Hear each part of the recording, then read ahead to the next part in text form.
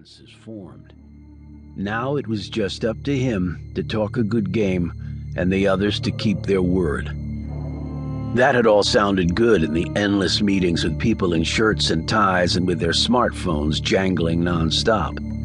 Out here alone, with nothing around him except the bleakest landscape one could imagine, it all sounded delusional. But he was still a soldier, so he soldiered on. He worked his way toward the mountains in the distance. He carried not one piece of personal information on him, yet he did have papers that should allow him safe passage through the area. Should, not would. If he was stopped, he would have to talk his way out of it if the papers were deemed insufficient.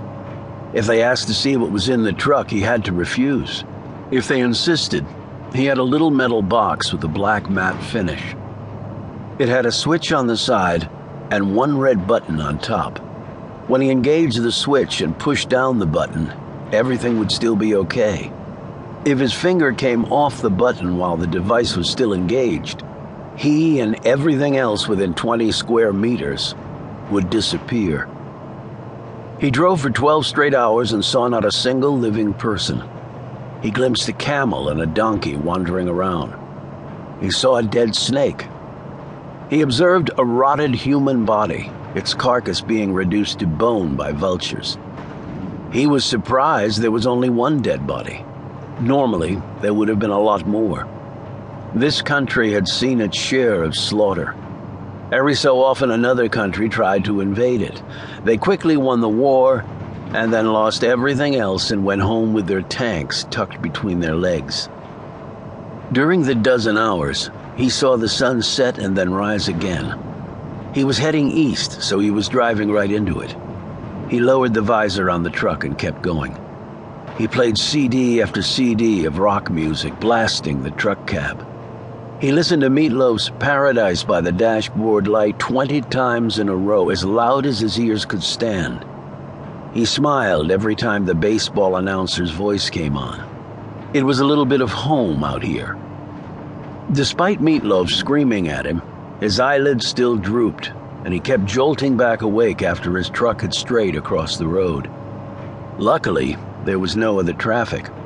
There weren't many people who would want to live around here. Foreboding would be one way to describe it. Insanely dangerous would be another, more accurate one. 13 hours into the trip, he grew so tired that he decided to pull off the road to take a quick nap. He had made good progress and had a little time to spare.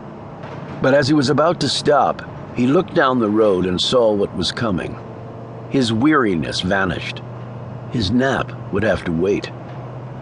The open bed truck was speeding directly at him. The truck was driving squarely in the center of the road, blocking passage in either direction. 2 men sat in front. 3 stood in the bed, all holding subguns. They were the welcome wagon, Afghan style. He pulled partially off the road, rolled down the window, let the heat waves push in, and waited. He turned off the CD player, and Meatloaf's baritone vanished. These men would not appreciate the rocker's prodigious pipes or lustful lyrics. The smaller truck stopped beside his.